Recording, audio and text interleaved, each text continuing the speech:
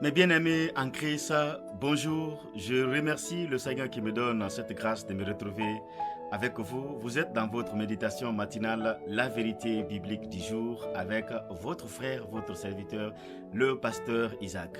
Pour rappel, nous sommes en train d'étudier le livre de Daniel, le chapitre 1er, Daniel et ses 3 amis à Babylone.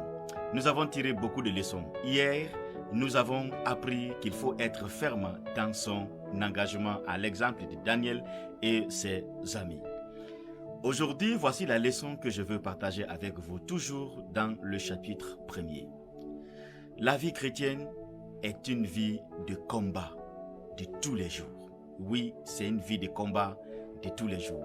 À l'image de Daniel et ses 3 amis, ils ont traversé assez de difficultés à Babylone. Les épreuves, les tentations, les attaques, les ségrégations, beaucoup de choses ils ont subies à cause de leur foi. Ce matin, toi qui écoutes ce message, voici ce que tu dois retenir.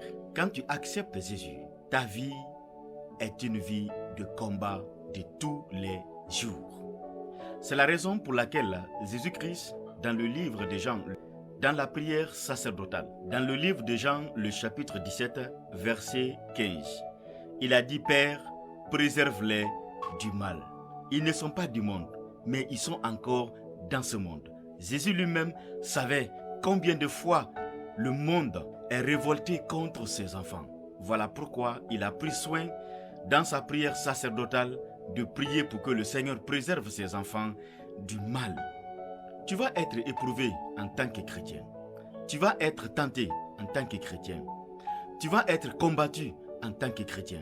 Tu vas traverser des difficultés en tant que chrétien. Il faut le savoir. Il faut être prêt pour combattre le bon combat.